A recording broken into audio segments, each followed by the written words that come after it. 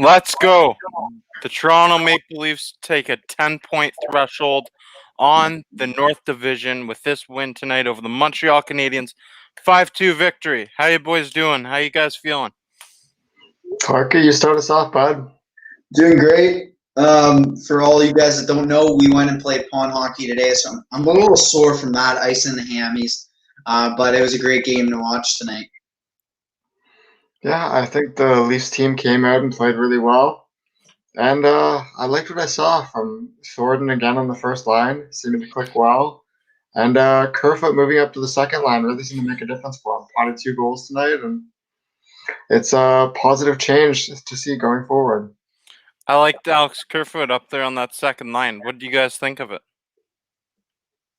Interesting. It was interesting to see. I mean, gives him a bit of a different look. I know he's usually been in the bottom 6 slot, but yeah, I think that it worked out tonight. He got a goal, obviously not with Tavares and Nylander, but overall, it's new looks and it's a different season, so coaches got to be creative. So I'm glad Keith's mixing it up a bit. Reb, what do you think of it? I thought it was a good fit. Obviously, you don't want to read too much into one game, but I think that's a luxury the Leafs have. There's a lot of players in this Leafs lineup that can slide up and down the lines as necessary. We saw when Jumbo was out that Zach Hyman was able to seamlessly fit with the first line. And then we've seen now Kerfoot slide up to the second line and how good a fit that's been off one game. And there's a big benefit to having players that can kind of play all over the lineup on any given night. I thought Kerfoot fit well out there. He's a guy who struggled mightily when he made the move to Toronto last year from Colorado in that trade, and seeing him fit into this lineup, it's been a bit of a lengthy process, but now he's starting to get comfortable with this team, and I liked how he worked with John Tavares specifically. I like what Rusty Nails just said, and I think this one's going to hit you a little bit in the heart, Marco. Well, Jimmy Vesey, yeah, he's been trying out there, but it just has not been working. So it may be time to see what Galchenyuk can do, but that's really depending on what Sheldon Keefe sees at practice from Galchenyuk. I didn't even notice him, VC tonight. I didn't notice him. And can we just take a moment to say how good that Travis Boyd has been? Yes, Travis Boyd's been outstanding. He's making contributions night in and night out. I feel like he's been overshadowed by some of the bigger guys, and obviously playing a fourth line role, he's not going to show up as much. But I really like what I see every game I watch with Travis Boyd out there. He finds a way to make the little differences, and obviously he's not going to score all the goals in the world, but I think he's got a place in this team to stay. Oh yeah, he's getting power play minutes. He's getting penalty kill time. He's eating up valuable ice time for these Toronto Maple Leafs. Yeah, it's good to see someone on the fourth line too, contributing and also having those opportunities. 3 goals on the season, so hopefully he can keep it up. Hopefully. This is a big momentum boost for the Toronto Maple Leafs, though, I believe. Beating the Montreal Canadiens 5-2 and taking a 10-point lead on this division. I want to ask you guys a question. Clark, we were talking about this prior to the show. I was wondering, what do you guys think? Is Montreal still the biggest concern out of the North Division? Everyone, shoot your comments, and this is going to be a hot debate here. Do we think Montreal is still the number 1 team to beat for the Leafs? And I know we might have a bit of conflict here, but I'm going to say no. I'm going to say Montreal is not the team to beat. I'm going to say the team to beat for the Leafs in the North Division this year, and I know we've seen them a couple times. They did not look good, but they're getting hot. I think they're on a roll, and you got to admit they still have the best player in the league and one of the second or third or fourth or fifth best players in the league in Draisaitl. The Edmonton Oilers are the team to beat for the Leafs. I think the Edmonton Oilers are going to come out strong. They started off down here. They're ascending just like the Leafs. I believe the Edmonton Oilers are the team the Leafs got to beat. Forget Montreal. They looked good to start. It's because they went out to Vancouver and had a few games and spanked them. But now they've come back to reality, and they're not looking that great. Outside of Connor McDavid and Leon Draisaitl, there's not another soul in that lineup that really scares me. That team, they've got 2 great forwards out there, but they're just not surrounded by adequate pieces at all. And Rib, you can tell us about the other part. Joe, I can't believe you even went there. You can't say that a team in a division is the biggest threat to a first place team when their goaltending situation can literally be described as two old sticks of gum stuck together on an outdated package. Where 1 minute they could be the best flavor in the world, you'll never know what you're getting. And the next game, you see Mike Smith over here on back-to-back shutouts, then decide to let in 6 goals or something. Like, it's there's too much uncertainty there. Obviously, he could get hot for a playoff series, but I would not trust the goaltending for anything. This And is interesting what everyone in the comments thinks, but I think there's bigger threats still. I think the Jets are a bigger threat than the Oilers. They've got an elite goaltender in Connor Hellebuck. Pierre-Luc Dubois is going to come in, and I think he's going to fit that lineup well. And they've already got Blake Wheeler, Kyle Connor. They've got some firepower. Ehlers. They are a good team, and I think that's – and say what you want about Calgary flopping so far this year, I'll be the first to admit they have not performed up to expectations.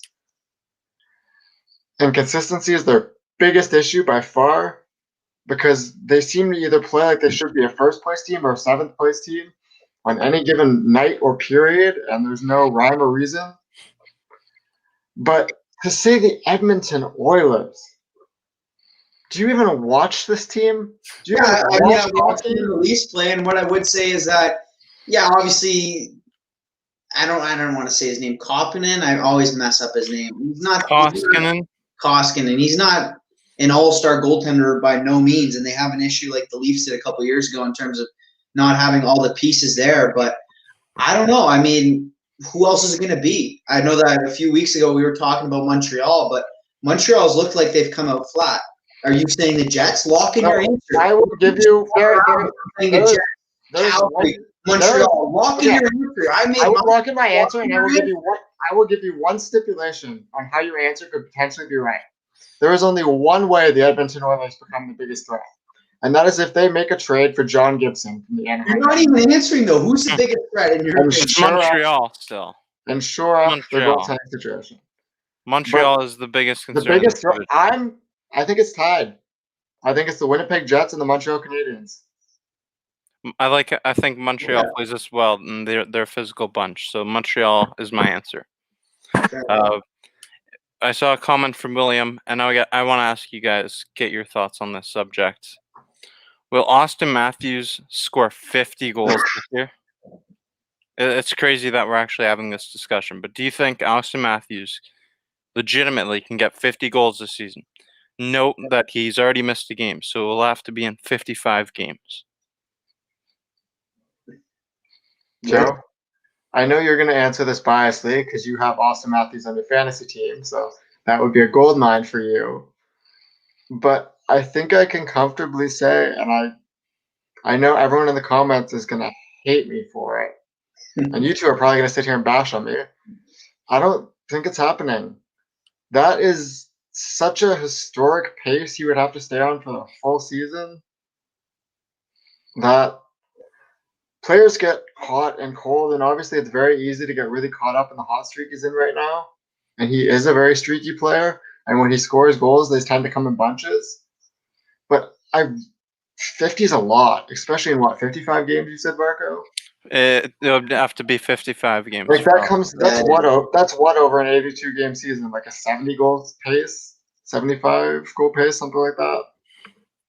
Yeah, I find it crazy that we can actually have this discussion. Like the fact that it's a legitimate debate just speaks to the talent of Austin Matthews. But he's not going to get that. I'm not as certain about it as you. I'm not going to go out here and say he will score 50 goals either, but it's definitely a legitimate possibility that he can score 50 goals this season. How many games has it been? 18? How many games? Well, he's played a game less, so he's played in 17. Okay. Yeah, I don't know. It's tough. Let's get to some comments here about it. Nevin says he's getting at least 40. Mark my word. I think 40 is a bit more reasonable. I mean, 50, that's high. Hawk Tate Hockey, shout out to him. He says he's definitely getting at least 40. No question. Okay, I think 45. Yeah, 40, 45, yeah. let's all just agree on 40 at this point because I feel like that's a reasonable number. I'm just not sure he breaks that 50 plateau. Yeah, I see it. It's definitely a possibility for him to get to 50 goals, but it's just so crazy to think about that 50 goals in 55 games. It's just he's really striving for it after being robbed of 50 goals last season. And I'm seeing Jack Trout in the comment here taking a few shots at me here. He's very sure Matthews getting to 50. Jack, I assure you, if Matthews gets to 50 goals, you can come right on here in the comment section and say, I told you so. And I will own up to it, that you were right. Trout's calling it how it is. He's saying you got to wake up, smell the roses. All right, how about this? Let's talk about. You guys remember that called back goal tonight? There's a called back goal the other night against the Ottawa Senators. Jumbo Joe, he pushed the puck in the pad. He pushed the pad in of the goaltender, and the pad pushed the puck in. So let's watch this tonight. Was this a goal or no goal?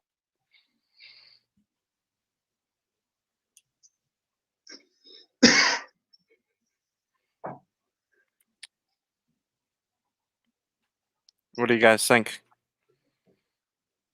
Rib?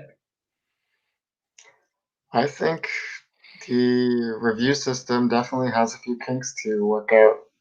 Because obviously we saw where they ruled it a good goal, and then they turned around and did a separate challenge for goaltender interference that ended up changing the call.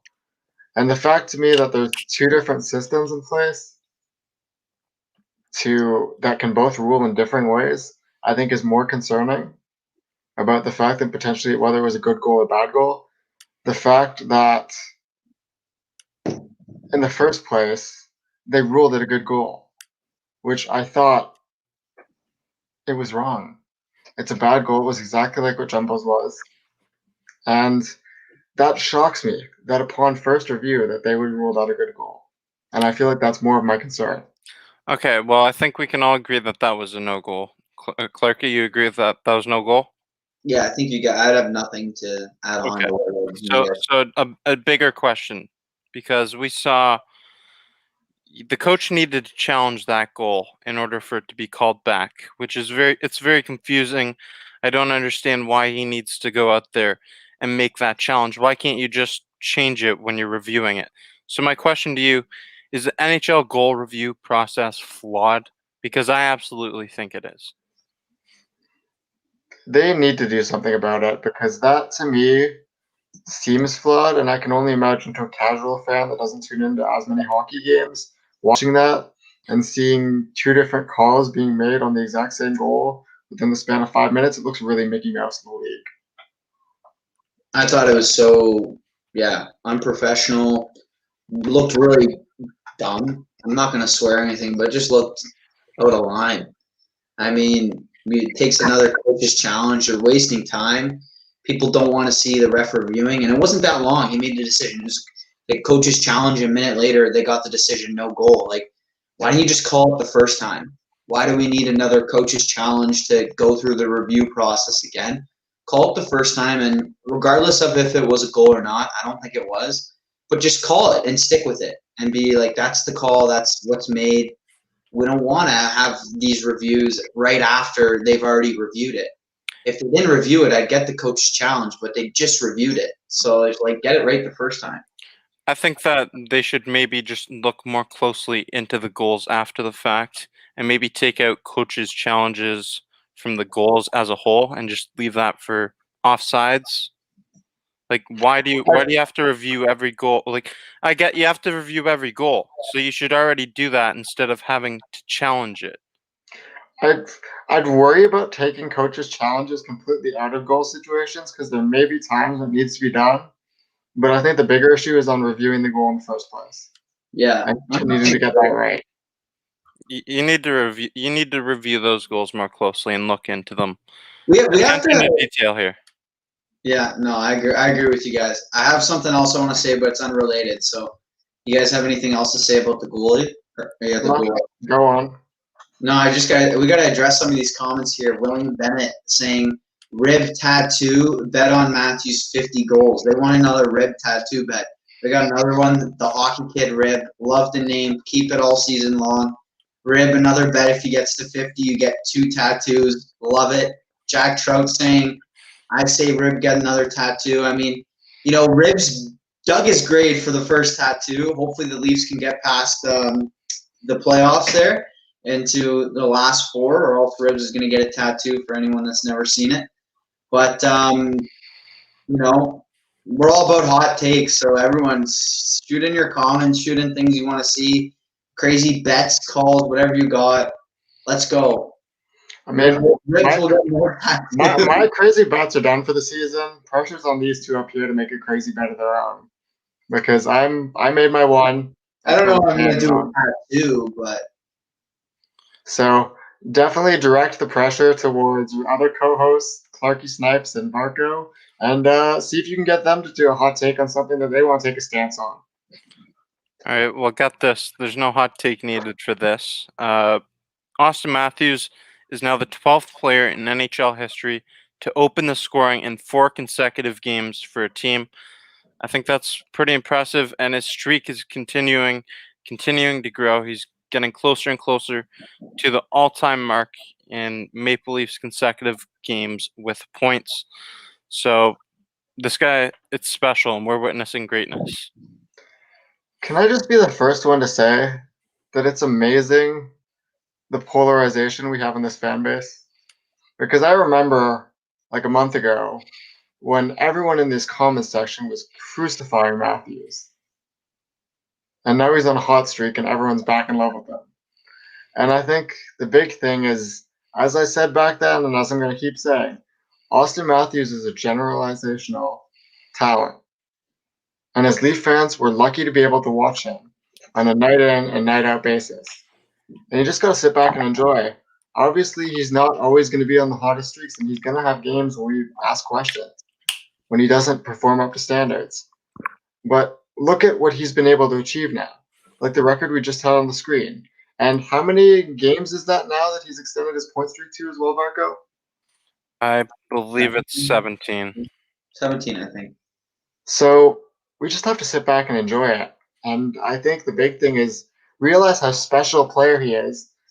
And even if he doesn't keep up this historic pace for the rest of the season, just be appreciative of what we have. If the Leafs are winning and Matthews is still playing good hockey, that's all we can ask. Do you think the streak will end this season?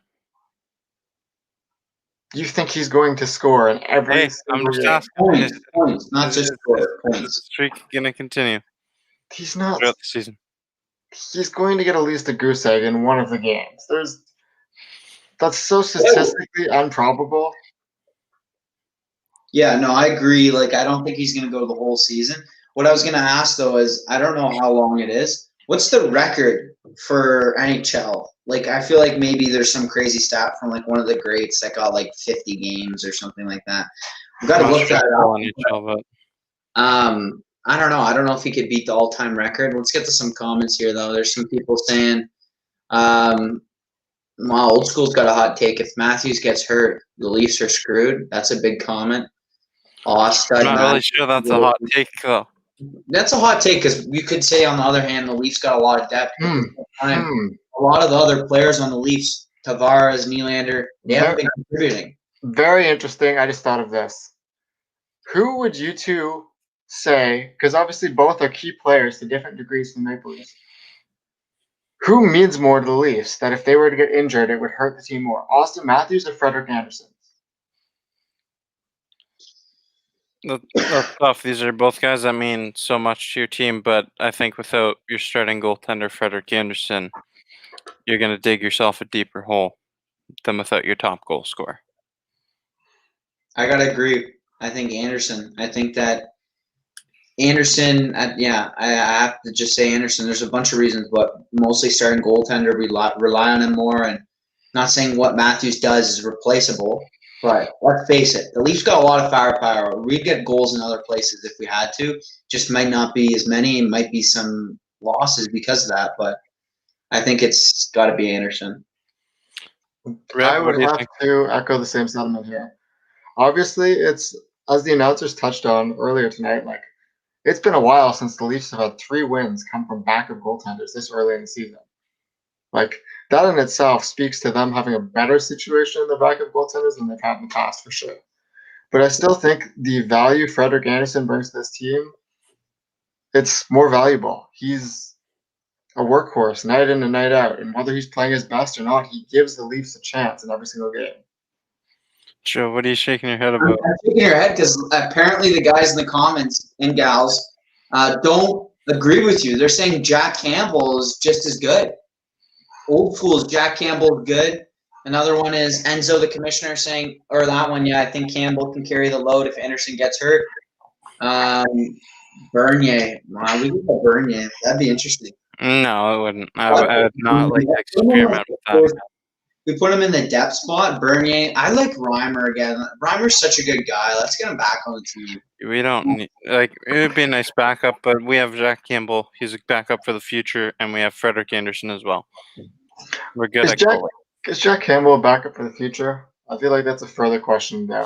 People want him to be the starter of the future, and I like what he brings, but I'm not sure that he will be the starter of the future. He may be for the next season, depending on what happens with Anderson's contract, but there's a lot to take into consideration there. And I think both Nevin and AC touched on it well. That Campbell is good, but he's not a starter, and he's not on the level of a Frederik Andersen. Yep. Definitely. Yeah. I agree. He's a top 10 goalie within the past 10 years, I'd say, at least in the regular season.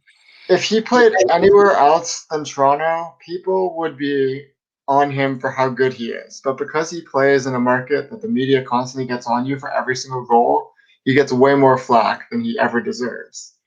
Yeah, I mean, he's been the backbone of this team for years. He's been the rock back there, and it hasn't always been too pretty in front of him defensively, but he's been a pillar for us. And you can't say that it doesn't happen to other teams too, because I don't know if anyone caught any of the San Jose St. Louis game tonight. I was just watching from highlights from my fantasy team with Jordan Binghamton. That's another good goalie and a good team, and he got absolutely hung out to dry by his team tonight. So it happens to everyone. It's not just Frederik Andersen. Top goalies all have bad games. So let's get to some comments. Let's see what everyone here says. Nevin says, us Leafs fans love Jack Campbell because he's the first good backup we've had in a while. Yes, he is the first good. That's a good comment. He is the first good backup we've had in a little while, but he's never been a starter in the NHL. And we don't want to make him a starter in the NHL at this point in time. Yeah, I mean, he just hasn't had that experience. He's not a starter. Go back to that comment. He's not a starter because he wasn't given the chance. I mean, that's a good point too. I mean, I think the one thing with goalies in particular compared to any other position in hockey is you get labeled very quickly. Like if you have a couple bad seasons, it's like, oh, he's not an NHL starter. He's not an NHL material, or you just don't have that opportunity to start, and you're a backup to begin with, and you stay as a backup, which I think Campbell's mostly been that. It's tough. It's tough to really develop your career, and you need to have that opportunity, that chance. So, I don't know. I got a question from William Bennett I want to go here. About Austin Matthews. Do you guys think he will ever net 65 goals in a season in his career? Just remember, he's on pace for 55 and 56 game, and he wasn't even in his prime yet. So what do you guys think? Do you think he can score 65 goals in a season? Yeah. I do too. Whole season. 82 game season? I think so. For sure. As long as he stays with good line mates, I think so, yes. If he doesn't have good line mates going forward, though, I don't think he hits the number. Yeah, it's definitely not out of the question. He's outstanding. We've got a bunch of comments rolling in here. Shoot your comment. Are you expecting a Wayne Simmons Josh Anderson fight April 7th, which brings me to what I wanted to talk about. Josh Anderson versus Jake Muzzin. Clarky, I want to get your thoughts on this battle between these two. It was rough. And I mean, I feel like, honestly, I don't think Muzzin wanted much of it. I honestly don't think Muzzin, he's like, his birthday's tomorrow, they were saying. He's turning 32. I don't think he wants to get in that many fights. He already got in one the other night with Kachuk, also with the other Kachuk brother, back and forth. And I think Josh Anderson, he was trying to spark the Montreal Canadiens. At the end of the day, I don't like Anderson playing against him because he's a big guy and he's rough. And he scares me a bit. But I think to have him on your team, he's a really passionate guy. He finishes all his checks. He had like 12 hits the whole game. So I like the intensity he brings in the rivalry. So I'm hoping that this can keep up. And I know the commentators, I don't want to sound like a broken record, but the commentators were saying when you're lined up against the defenseman you're going up against, you usually deal with them a lot. And these two are lined up on the same side. So I'm sure we're going to see this more in the season. I like what I've seen from Jake Muzzin in these situations, though. Now with both Matthew Tkachuk and Josh Anderson, he's obviously gotten a bit of scrums with both of them. And they've got under his skin a bit. He's got under theirs. But he's taken a very professional approach to it. We don't see Jake Muzzin taking a bad penalty. We don't see Jake Muzzin playing irrationally. And we see, this is where you start to see the veteran experience of a Stanley Cup champion. Jake Muzzin knows how to play that gritty style of game without compromising his team. He has discipline, and that is a necessity if you want to go deep into the playoffs and win Stanley Cups like Jake Muzzin has. A very valuable asset, and you guys hit it on the nail. He's spot on. He gets under the skin of other players. He did it with Matthew Tkachuk. He's doing it with Josh Anderson, and I think it's awesome. I think what Jake Muzzin's doing is awesome.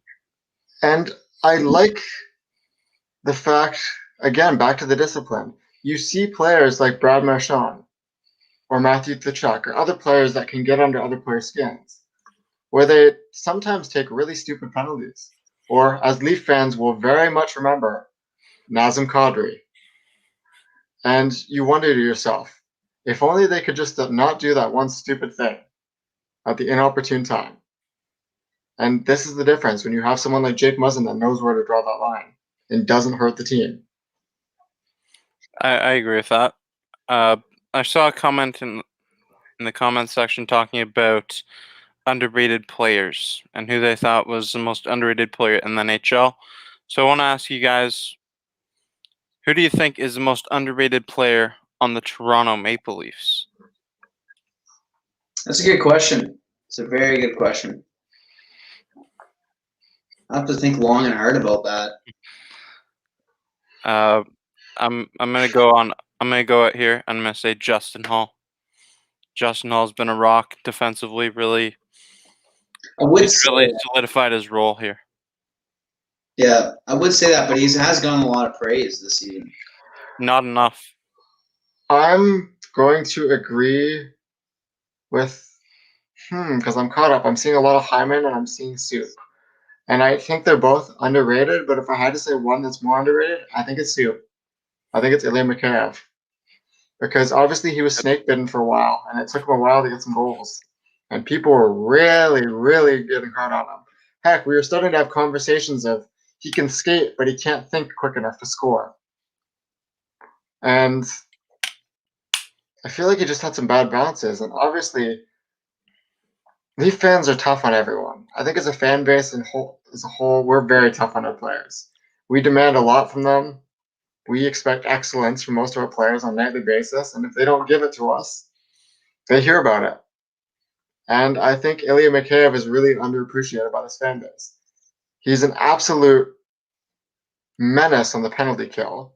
Probably one of the best penalty killers I've seen on this team in quite a long time. He brings speed and hustle to the game that every fan wishes every player on their team did. And now you're finally starting to see him score a bit.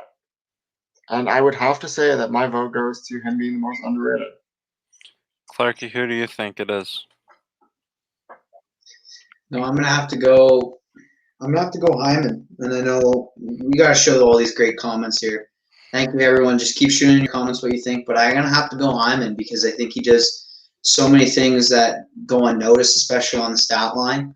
every game he's involved in almost like at least one goal where he's either screening in front of the net, causing disruption, using his body to box out the defenders. He's doing something to contribute. So I think for that reason, Hyman is underrated. I also think that one key word for him is he's versatile.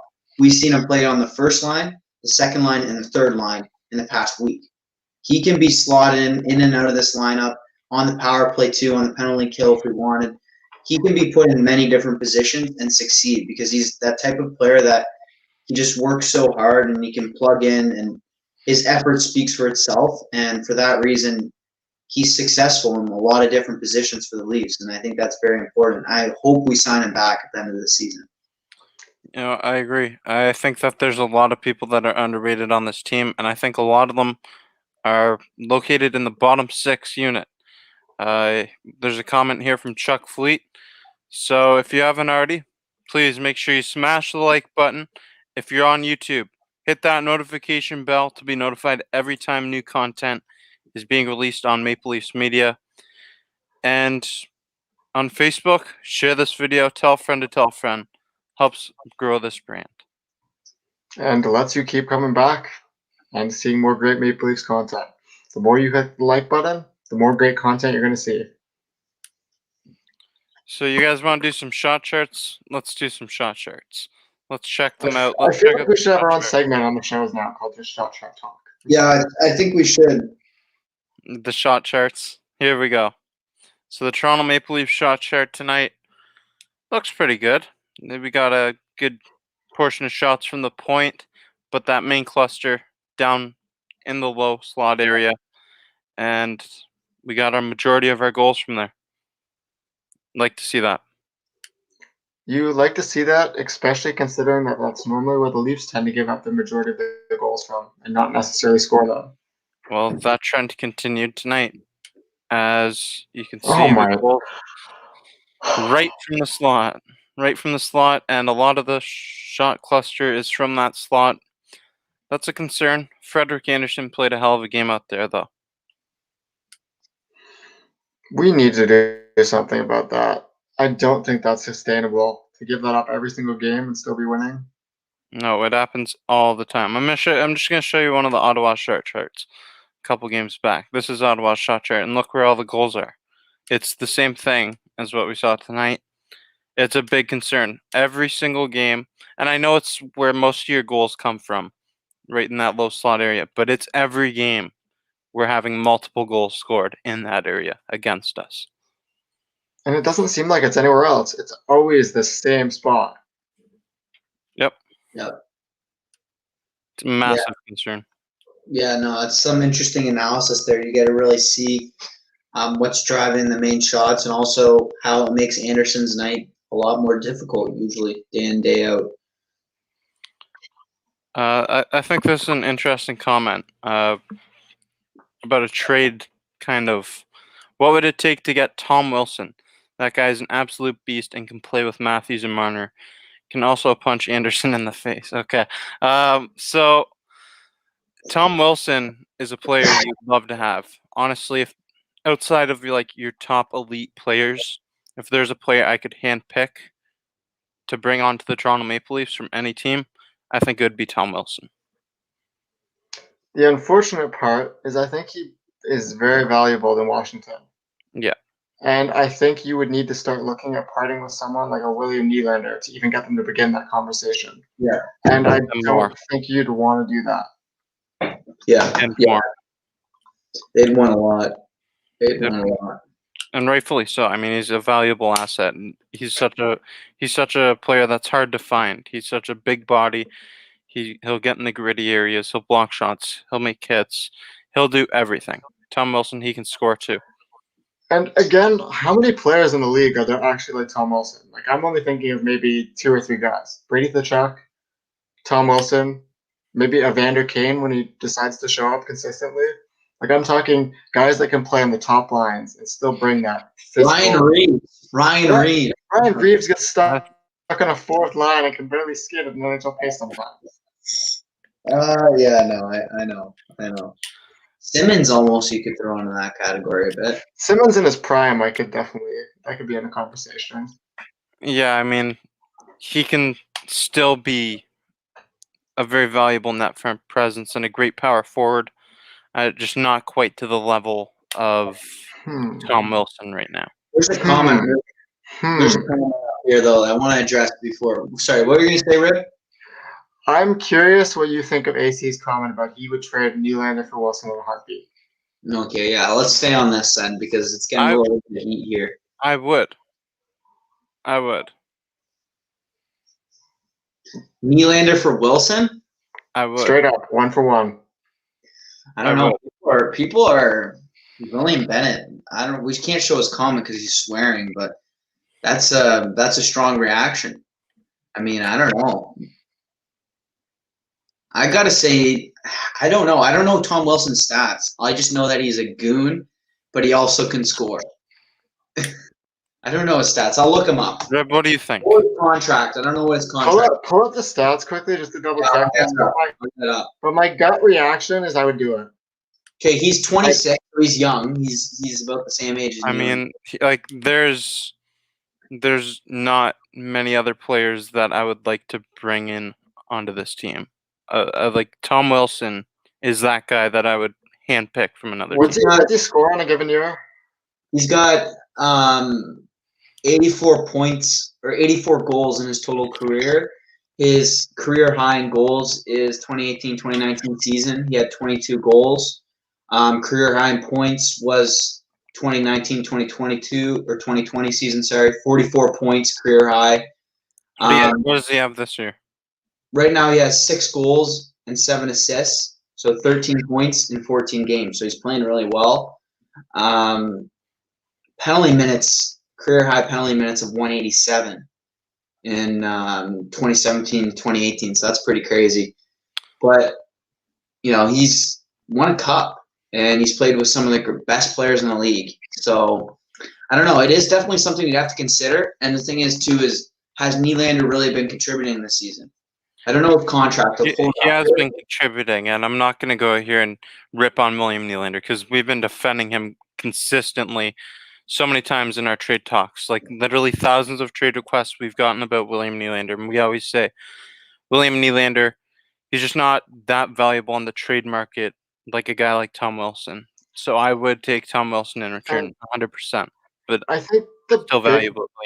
I think the big difference, if you're looking at this, is Kyle Dubas. Is I feel like they're both talented players. We know that. That's been established. But on a consistent basis more what you're getting from Tom Wilson than you do with William Nylander on any given night. Yeah. Tom Wilson, just to throw in here some more information, he has a bit more of a cap-friendly contract, $5.1 million, and he's under contract till 2023 to 2024. What's the cap bid again? 5.1 mil. I think Nylander's at 6.7. Yeah. 6.7. So you'd be saving 1.7 mil. That's another key thing you always have to consider. I mean, at the end of the day, you have to manage within the budget in the NHL. So that's one thing they'd have an extra 1.75 mil to allocate to someone else. Just imagine like the power play adding Tom Wilson in front of the net. And I don't want to defer from this too much, but I have seen a few comments now about it, and I've heard a few things of announcers talking about it too, and with the struggles of Nashville. Do you think someone like Philip Forsberg could help this team if you could get him at a reasonable price? I think he could help out any team. I am not exactly sure what we'd need to trade for him, but I think he could definitely help this team. Because I could see him getting traded to one of these Canadian division teams.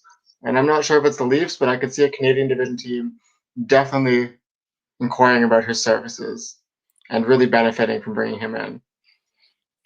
Clarky, what do you think? Yeah, I mean, Forsberg, apparently, I know we were all watching the game tonight on Sportsnet, but apparently Friedman was saying that most of the team on Nashville is up for grabs.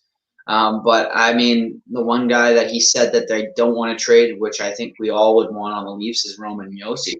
I don't know what it would take for that, but at the end of the day, I would probably trade Tavares for Roman Josi. 100% I would. I know people might be surprised about that, but I think that if you could get him, make a big trade for him, why not? That's a number one true defenseman, top 5, top 10 defenseman in the Did you league. say Tavares? Yeah, I'd trade Tavares for Roman Yossi. You realize he has a no trade clause as well, right? Yes, and you do realize that left defense is not the issue on the Toronto Maple Leafs. Yeah, Jake Omen and Yossi Morgan is Riley. the type of defenseman. I'm just trolling, but I don't know. Who do you think you guys would want from Nashville? Honestly, like I'm not sure what his contract is, but maybe Ryan Johansson would look good on this team, or even Michael Granlund. I have a different pick than both of you. I'm shocked this name hasn't come up. Victor Arvidsson, hands down. Yeah, he hasn't had a good season this year, but he could definitely rebound. Like you keep talking about who to put with the second line, he would literally slot in perfectly. Let's see what people think in the comment section here. T-Dot says Tavares is on the decline. No chance the Preds make that trade. Oh, yeah. Okay, that's an even better one. I can't believe I forgot about that. Frank Rusty Nails, right on the dot. Dante Fabro, right shot defenseman. I can't believe that Nashville would actually offer him up, but apparently he's potentially on the move. Yeah, I mean they're clearing the house right now. They're just offloading everything. Do you think that's going to happen in Pittsburgh too? Berkey's there now. Who knows? What do people think about Pittsburgh? I mean, they have such top talent still. I don't know if Malcolm is what he is, but Crosby, I mean, that's what are you going to do with that name? Like, Letang would be so nice. That's who I'm more interested in. If I had to pick one of the three, That'd be Letang nice. would be. Toronto Maple Leafs. That'd be nice. He's a bit prone to injury, though. Yeah, you could say that for sure. He gets injured quite We need frequently. But consistency on the Leafs. pardon me. We need consistency on the Leafs. We've talked about the defensive depth all season, though. If he's going to miss a game here and there, it wouldn't be the end of the world. But to have that top end talent when the game matters. Well, let's face it. If we're trading for Letang, though, I don't know his trade value, how old he is, his contract. You'd have to get into all those details again. But it wouldn't be cheap. So we'd have to be trading something. We might have to give up a bit of depth for that. Don't you think? But do we think Burke actually trades him? Because I feel like right now we're just blowing smoke. I don't think Burke's going to go in there and blow up the team. I feel as if he could trade Malkin. Malkin's contract is set to expire at the end of this year. I feel like Malkin could be on the move potentially if their I team. hope the Leafs pick him up. Third line center. Malkin is are you kidding me? That is not what we need. Malkin, third line center. What a depth. We can't fit that contract onto this team. He'd come on a discount for the Leafs. Malkin wouldn't come on a discount to come to the Leafs. He didn't get Pittsburgh discount. Is Malkin has had, how's a nice way of putting this, effort inconsistencies throughout his whole career, and you really think putting him on the third line is going to make him want to put a bunch of effort in? Malkin is, yeah, okay, he's won all the cups and everything. Malkin is, you look at his stats, you look at him, you don't think, Jason Spezza, he fell off a cliff in his career. Let's call it what it is. He fell off a cliff for a bit, but he's come back at the top of the cliff in Toronto. If there's any place you can turn around and washed out old superstar, it's Toronto. Yeah, but what's the difference between Jason Spezza and Joe Thornton and Evgeny Malkin? Oh, wait, they haven't won cups, and Evgeny Malkin's won multiple. They have a little bit more motivation than he does. ASC says, you'll need to be patient with Tavares. He's going to bounce back. He's too good, and no, he's not on the decline. He's still in his prime. I agree. I agree with that 100%. I have been all for John Tavares all the time. I'm constantly supporting this guy. John Tavares is definitely going to bounce back. He had that goal the last game, and he's too good not to contribute on the score sheet. Yeah, I love that comment from AC. I mean, we have to be patient with Tavares. I got on him the other night, but at the end of the day, Tavares is he's our $1 million man. We put a lot of faith in him. He's our captain. He wears a C, and we have to stick by it. We have to stick by him. And I think Old School brought up another interesting trade and probably a more fair value one for Nylander as well. Nylander for Taylor Hall. What are your thoughts? He's struggled in Buffalo. There's already talks he's on his way out. Doesn't like the team. Doesn't like the fit. 1-year deal now. If you could re-sign him, though, if you know coming in he's signing an extension. Nah. No, he'd be too expensive. He would be more than Nylander for sure. He'd be over 7 mil. I'm all right. What do you think? I thought it was an entertaining offer, but I don't know. I feel like it's the same. Like it's trading one player that has consistency issues and potentially being too soft at times for another player that has consistency issues and not trying as hard at other times. William Bennett says, I think Taylor Hall is overrated and Nylander is underrated, and Hall is $1 million more, and it's just a 1-year contract as well. So I'm definitely not even considering that if I'm the Toronto Maple Leafs. There's one interesting comment I want to get up here. Old school saying, and I want to hear your thoughts because old school saying JT is an old 30. He carried New York for so long. And the old 30 part's one thing, but the carried New York. Do you think that was a part? Obviously, you don't want to say waste of a career, but do you think that him being on the Islanders limited his growth as a superstar in the league, his image, his brand, and his overall career development by being on? Absolutely. Let's face it, that team was not that good. They didn't even have an arena. Let's separate that a bit because I feel like his career trajectory as a player and his image and brand are two separate things. Okay, let's just talk about the whole thing.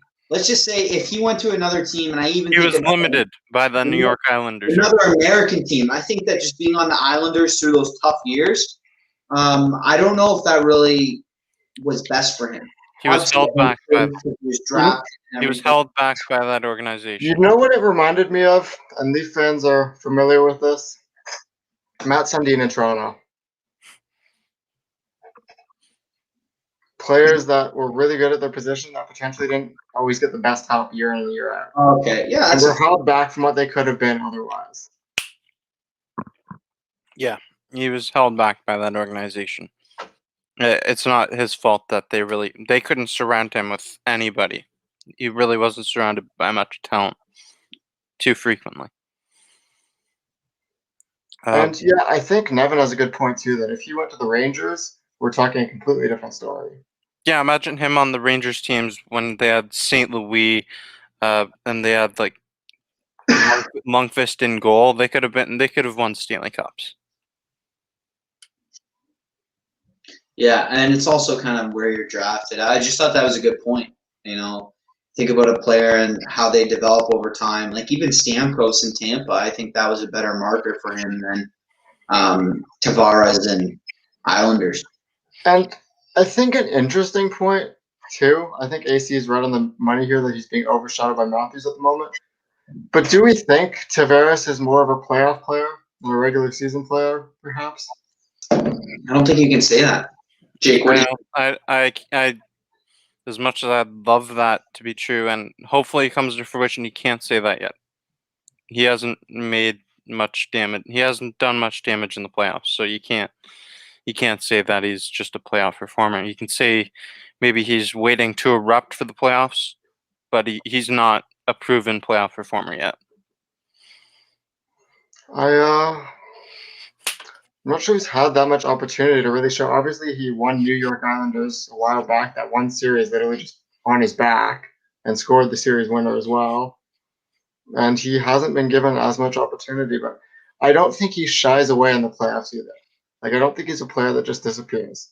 I feel like it's kind of consistent between both. And look, at the end of the day, the Leafs are winning. He's being overshadowed by Austin Matthews and Mitch Marner at the moment, but it's a good problem to have, not a bad problem. Yeah, for sure. Jack Trout, great comment here. Saturday night, win over the Habs. Woo! Love that comment. Love that. Can you do your woo again, Clarky, for all of us? Woo! With that being said, the record for the most assists in a game is 6 for the Toronto Maple Leafs. Can you see a current player on the Toronto Maple Leafs breaking that record? My answer is Mitchell Marner. You stole my answer. Yeah, it's got to be Mitch Marner. I don't think there's another player that pops off the page the same I got another one, actually. with that passing ability. And we've seen the chemistry him and Matthews had. If we're going to sit here and talk about Matthews scoring all these goals, there's a very real possibility Matthews has a 4 or 5 goal night, and Marner assists every single one. I see Clarky brainstorming over there, and I've got another guy on my mind right now that you might be surprised by. How about Jumbo Thornton? Oh my! Yeah, you just took it from him, Barker. You should have let him go first. that's what I was gonna say. No, I let him. I love that. I love that comment. I think I have to agree with that. The guy's a goat, almost a goat in assists. Like, he just knows so much about the game. Thornton, if he's playing with Marner and Matthew, though, he has to be playing on the top line and power play. Yeah, game. Anybody on that line's capable of doing it. Even though Matthews is generally your goal guy, he can still set players up with assists as well. It could be anyone on that first line. It could even be William Nylander. He's got really good playmaking ability. There's a lot of different potential players to do it, but if I were to bank on someone, it would still be Mitch Marner. Yeah. There's one comment here, Duncan Russell. I think it's an interesting comment, and I think we should get to. When you compare Tavares' points to Marner and Matthews this year, he doesn't look great. When you compare him to other players in the league in his past career, he looks fine. So maybe we're overreacting this year just because 2 of our best players have had a really great season. I just think that's a great point. Thank you for that, Duncan. And Jason Brooks. We haven't already smashed the sub button. Smash the like button. Yeah, and Jason Brooks just touched on that as well, that Matthews and Marner are currently 3rd and 2nd in the league in scoring. So, yeah, that's going to be a very hard pace for Tavares to keep up with, especially when he's not playing on a line with those 2. Yeah, I mean, these guys it's amazing to see what they've been doing in the NHL this year. They're dominating. Okay. Jack Trout says Marner Matthews with 2 hatties. So Austin Matthews has 2 hat tricks on his career. He hasn't gotten a hat trick yet this season. He's had multiple 2-goal games though. Do you think Austin Matthews will get a hat trick this season? And how many will he get this year? I would say yes, that he will get 2 hat tricks. And I have my hot take of those 2 hat tricks, that for both of those hat tricks, yours truly, Clarky Snipes, will be sitting him on his fantasy bench because he forgot to set his lineup. It's hard to set lineups, especially in NHL. So Clarky, what do you think? Will Matthews get a hat? Well, I'm gonna actually. I know I'm the homer on the Leafs a lot of times, but I'm gonna lowball it. I'm gonna say he's only gonna get 1 hat trick. I think there was a comment in here earlier that he is a bit cursed when it comes to hat tricks. You saw it even tonight. He had an empty net. Obviously, that's still not an easy shot to make hundreds of feet away from the net, but he could have had the hat trick and he missed that open net. So you guys are gonna call me crazy here, but I'm thinking he might have like a 6-goal game. I don't know. What do you think is more realistic? Him to have like 3 or 4 hat tricks in a year, or 1 6-goal eruption? Maybe the 6th goal. I think it's the 6th goal. I think he could very well get a 6-goal game. He could get a 6-goal game. I could see that. He could get a 6-goal game. And that's me who said he's not going to score 50 this year. I could see him scoring 6 goals in a game. 6 goal, I could see that. What do you guys think? In the comment section, can Matthews get a 6-goal game? There's only been one other player to do that. That player is Daryl Sittler. I think he could do it. Nevin says 3 hatties. He'll get a hattie on Monday against the Calgary Flames. Interesting. Jacob Markstrom? I don't know about that. He was struggling with that empty netter tonight. He wanted it so bad. That's two straight games he was just short of the hat trick. That's frustrating. 1 6-goal game. I think he's gonna have. I think he'll have 10 doesn't agree with us. At least. I think he's gonna have 10 or 15 2-goal games. He gets a lot of 2-goal games. Yeah, he gets a lot of 2-goal games. It's ridiculous what this guy's capable of doing. Enzo, the commissioner, says Bogosian is underrated. Love that comment.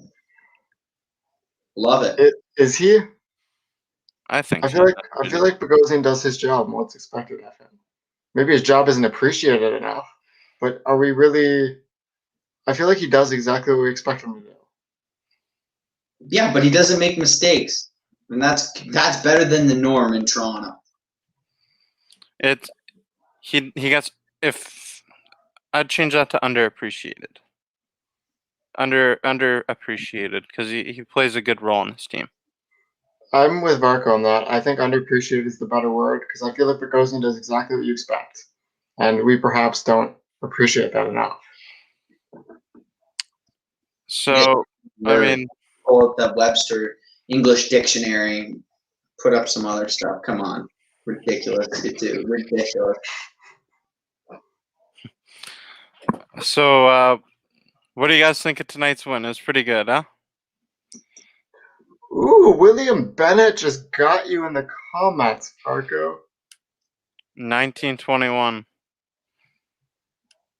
Yep. Okay, other Toronto Maple Leaf then. We count back that far. That's a chirp right there. Let's hear some chirps in the comments. I like hearing some chirps. Price, Lennon, 5. Put your glove down. What do you guys think of Carey Price out there tonight? Got lit up. Do you have that lamp? I don't have it in my room right now. Damn, he got lit up like that lamp. But Montreal defense let him out to dry.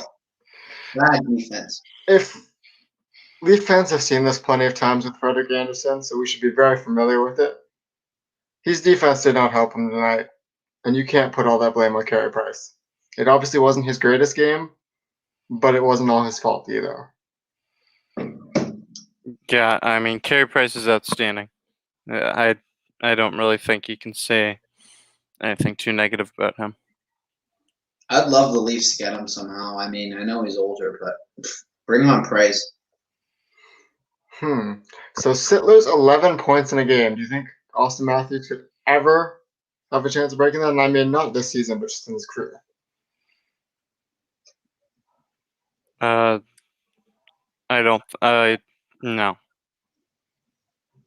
What? What's the question? Sittler's 11-point night. Do you think Matthews ever matches it? It was a 10-point night. No. That's It was a 10-point night. 10 points. No way. And No way. 11 would be to break that record. He's not gonna. It'd have to be like a 12, 13 goal game. Like, think about that. Is that It's gonna not happen? happening in today's game. I think it's an era thing. I think he plays back in that era. There's a good chance, but it's probably an era thing. It's not happening. Because I don't. How many double-digit There's- goal games do we even see now? The other a couple of weeks ago, Draisaitl had 6 points in a game, and I was like, that was the closest I've ever seen it to actually breaking that record, like a notification. It's not going to happen anytime soon, unless they make the goalie pad smaller, Didn't open, Sam expand the net or Gagner- something.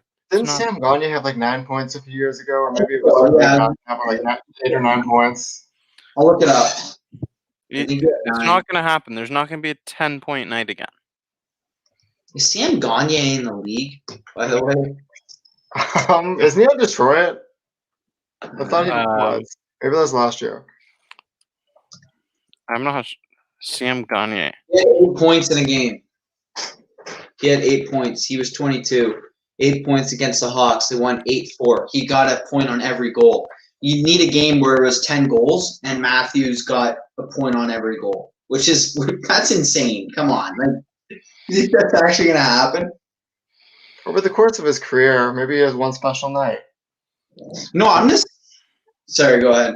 William says he thinks he'll get an 8-point game this year. Wow. I wish we could make William Bennett bet a tattoo on that right about now for how much flack I get in the comment section with this and these hot takes.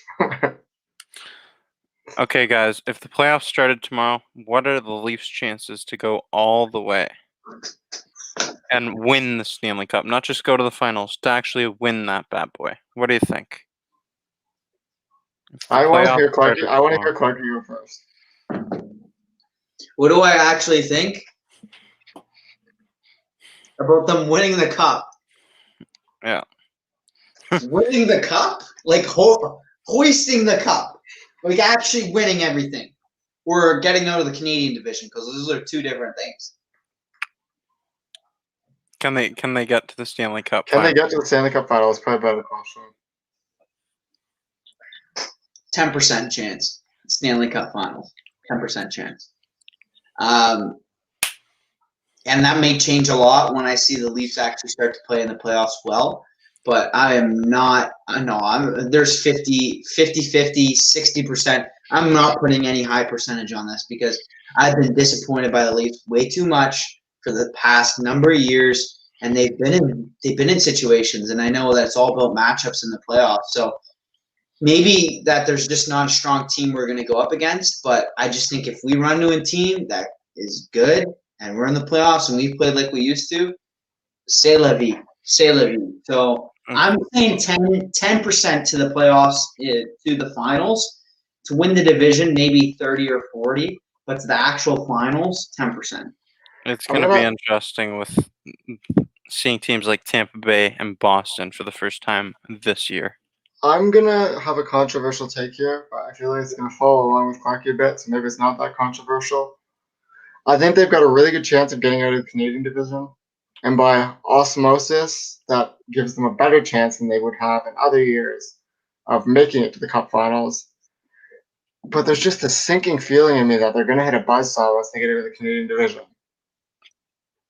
Like a So team, I'd say like a 5% chance. 3 teams I don't want to run into. Tampa Bay. Tampa Bay might actually be the best case scenario out of these 3 teams.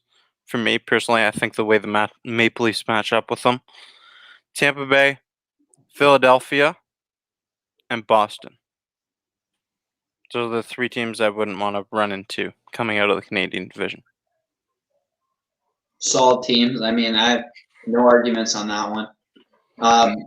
Also, if you guys have any updates on the other game, I know we're all Leaf fans in here, but I know AC said something. Let's hear some scores of the games around the league. Let's hear some updates. Yeah, can I get a McDavid update? Because I'm sitting there, I'm playing him in both my fantasy leagues right now against him.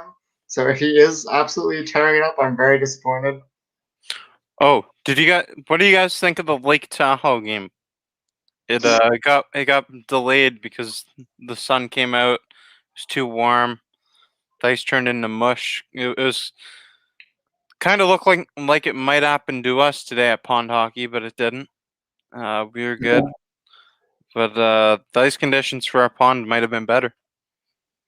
I think it was. Does McDavid actually have 4 points? Oh my god. Yeah, McDavid's up. Yeah, okay, well there goes both my fantasy weeks. Lake Tahoe, that was beautiful. I mean, the scenery there, that lake. I know it's Lake Tahoe, but that lake in the mountains, I want to go out there. I mean, look beautiful. Very nice. I like that the NHL took a risk doing it there. And they took a chance. What they said on CBC or whatever. No, but I'm repeating it, but I also agree with that. Like, if they want to grow the game, it's good to take, like, how many times does the NHL, it's definitely a more conservative league of all the major professional sports leagues. So it's definitely, I feel like a step in the right direction. Because love it or hate it, hockey and the NHL as a whole really needs to take bigger steps to grow their game. Yeah, I mean, we're in the U.S. more so than Canada. The NHL isn't to the level of the NBA or the NFL, and it's not even close. Or even the MLB. In the States? MLB's falling off a cliff. MLB's was at the top for the longest time, most popular. Hockey's growing and baseball's falling. Yeah, baseball's falling worldwide. I'm not sure about the States though. Yeah, I don't know where it's popular worldwide other than some parts of Asia. That's it. I mean, this game today, it'll be interesting. I was a bit worried that when I saw the delay, initially saw it on my fantasy league because I got Cale McCarr coming back for the first time in forever, and he got delayed again. It was really bothered me, but it'll be interesting to see them play at midnight. That's like a 10, 12-hour layoff. I don't know what time the game was starting. That's a really long time to just wait in the middle of the game delay. I hope Nathan McKinnon just absolutely goes off. That's what I need right now. Is he playing tonight? Yeah, he's already got an assist in the game, and he's needs some more points. And Philip Grubauer, I need a shout out, buddy. I need Landeskog to have a big game tonight. Okay. Y'all got to do baseball like that. Yes, baseball. I love the sport of baseball. I'm a big baseball fan, big Blue Jays fan. I'm even an umpire. I love baseball, but sports kind of falling off right now. And I don't think that's a reflection as the sport of baseball as much as how terrible a job the league has done advertising it and growing it. I don't know about that. It's corrupt. There's no flexibility to change either.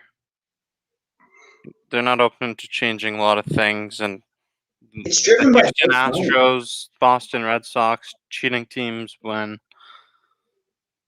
it's not. It's not a good look. And what's your take on this? Because I know you're a big baseball guy, Jake, and Baseball 27. Maybe you can echo it as well. Not having like a hard cap in baseball and letting teams just spend inordinately while other teams spend way less. I hate that. I hate that because the New York Yankees every 5 or 10 years are going to be competitive. Every 5 or 10 years, you can bank on the New York Yankees being competitive. You look at the Detroit Red Wings in hockey. They had a 22-year span where they went going to the playoffs every single year, and now that team is at the bottom of the standings for the past few years. That's the way it should be. You have times of success, and then you need that cap space, and that cap space it holds you back. Like the Chicago Blackhawks, they couldn't just be dominant forever because of the cap space. Yeah. And I think that's one of the biggest draws to hockey for people, is that there is that and it's not like the NBA where it's more of a flexible cap. Like there's a hard cap, and you see championship teams have to make tough decisions. Look at the Chicago Blackhawks dynasties and some of the players they had to give up because of cap constraints. Yep, I mean, I like the cap space. I love the way the NHL is working. The one thing that I will say the NHL needs to fix is that goal review process, though. They need to clean that up. We saw it tonight.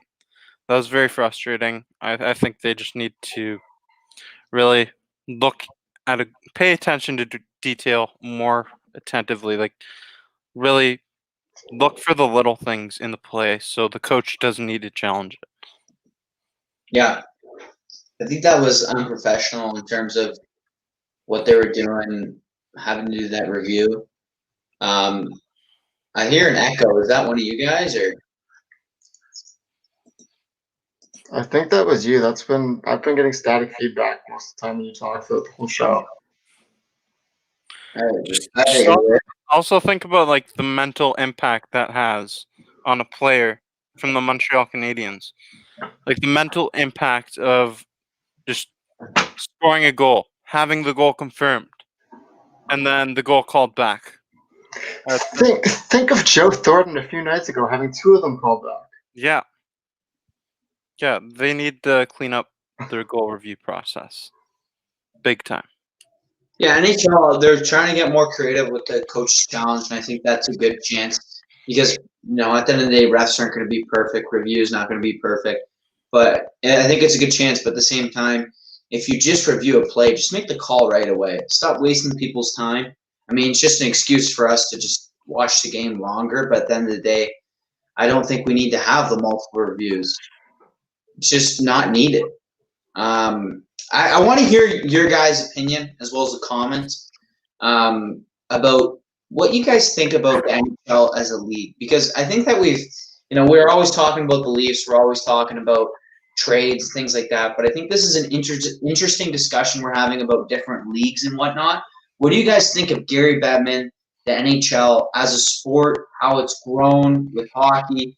What do you think of the NHL as a league, as a brand? Because we also have to think at the end of the day, these leagues are businesses, and some do better than others. Some grow more, some grow less. We're seeing that with baseball. We're seeing that with the NBA. What do you think of the NHL right now as a league? I'm going to say that considering the pandemic and all the financial heartache that there's been this season, because you got to understand that a lot of these owners are actually losing money this season. Like, I think that they've done an exceptional job this season specifically, finding new ways for revenue with advertisements on the helmets, more on the ice, more on the glass of the boards. There's a lot of new ways that they're finding to generate revenue, and I think that the league's done well with it this year. I think Nevin hit the nail on the head here at this with his comment.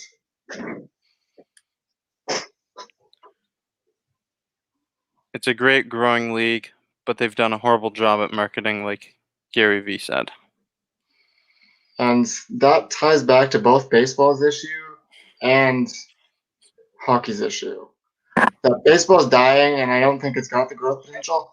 Hockey is really exciting. You've seen guys, even like Charles Barkley, come on, that are paid to talk about NBA basketball, which I think is it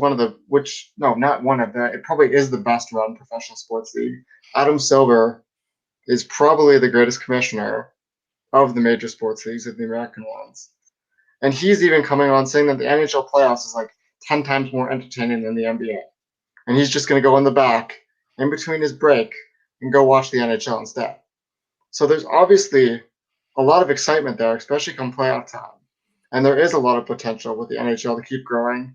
And you need to keep, there's a lot of flack on teams like Florida and Arizona being in non-traditional markets.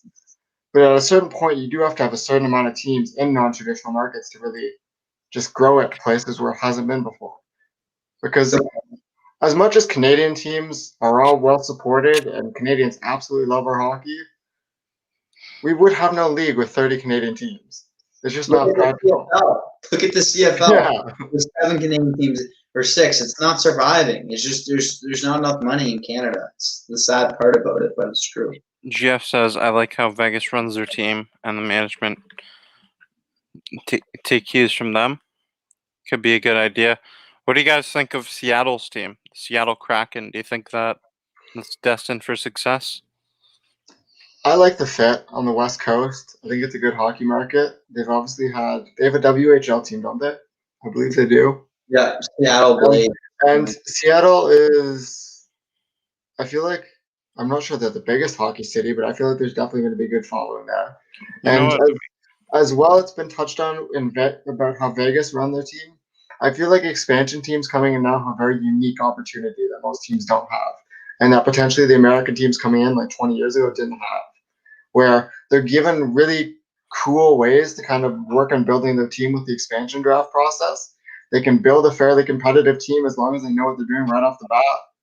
And you've been able to see so many different teams go through expansion that there kind of is a blueprint starting to develop of at least what it could successfully look like to build up a team.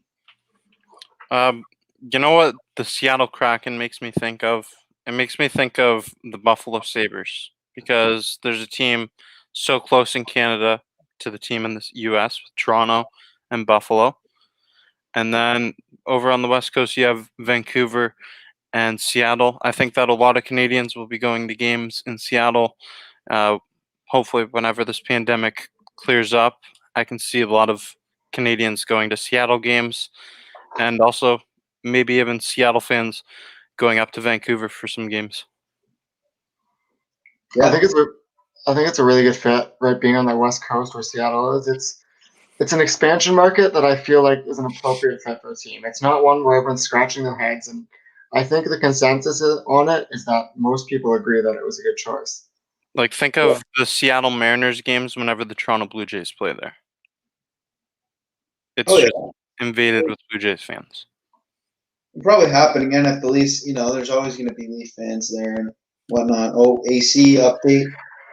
Oh my God. Nick David. Rest in peace to my undefeated fantasy season on both leagues. Right, that guy- McDavid has single-handedly. Does the guy you're playing at McDavid? They both do. In both leagues, I'm playing against McDavid. So can't say much about marketing from an Australian perspective, but watching for many years as an outsider, hockey needs to be careful on how they balance the actual game and entertainment. And this is interesting to get insight from all around the world. Wow. Australia. Shout out to you for that comment. That's really insightful.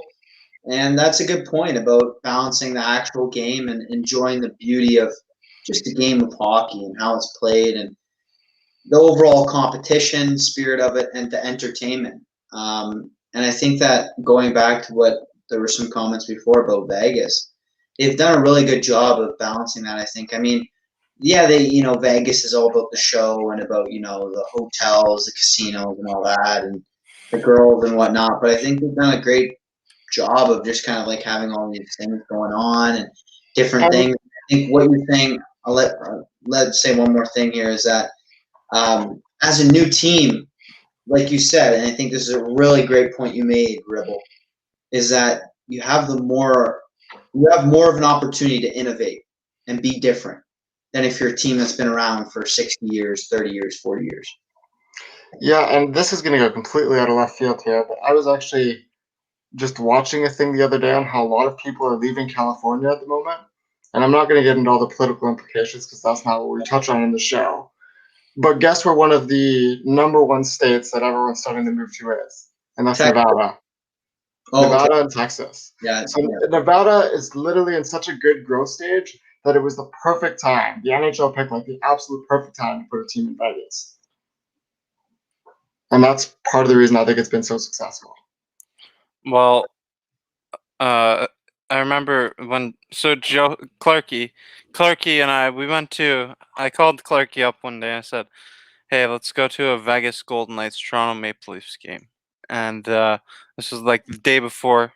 He said, "Yeah, sure, let's go." Met him in Toronto. Tried finding him in the Go Station, which was impossible because everybody was wearing a Maple Leafs jersey. So we had this discussion while we were watching this game. How do people give up on their team to be a fan of a new team that comes to their city? I don't understand it. And the Vegas Golden Knights seem like a team that would be appealing to this younger generation, a new generation of fans, but it's very difficult to understand that myself. I think it was also touched on here by, who was it? Yeah, Nevin, that the NHL did a really good job coming to Vegas before the other pro leagues. And I think that plays a big part in it too, that if you were a sports fan in a local Las Vegas or you're just someone that's traveling in, like the locals didn't have a team to really band behind already. And there's already a lot of travel into Vegas to begin with. So there's going to be Canadians, there's going to be people coming from all over the world that are fans of hockey and want to catch a Vegas Golden Knights game while they're there. And on top of having that steady influx in a regular non-pandemic year, and then having all the locals that really are sports fans in general being the first really professional sports team they can get behind, I feel like it's a perfect storm. And I'm not sure if that's going to be quite replicated in something like Seattle. Like, I feel like it's a one-off. Seattle could be successful, but I don't think they're going to be as successful as Vegas right off the bat. Yeah, I mean, it definitely, let's face it, let's call what it is. It definitely did help that Vegas almost won the cup in their first season. Let's call it what it is. Let's say Vegas came out as a new team and they sucked. They wet the bed. They won 10, 15, 20 games. People wouldn't be talking about them as much. It was because they kind of made the league look like a joke. They came out in the first season and almost won the cup of an expansion team that you expect to be, obviously, competitive, because that's the process where you get to pick you get to pick players from different teams. But let's face it, no one expected them, not want, because there's a lot of people rooting for them, but no one expected them to go to the cup final and almost win it. That's crazy. Yeah, it's wild. Never existed before, almost in the league. And I think I like what AC touched on here on how he was able to catch a game in Vegas during his bachelor party, and that the atmosphere they had. Playing it big. It was really just because I've heard that from a few people just watching different documentaries on Vegas or just the different celebrities that have really chosen to support the team.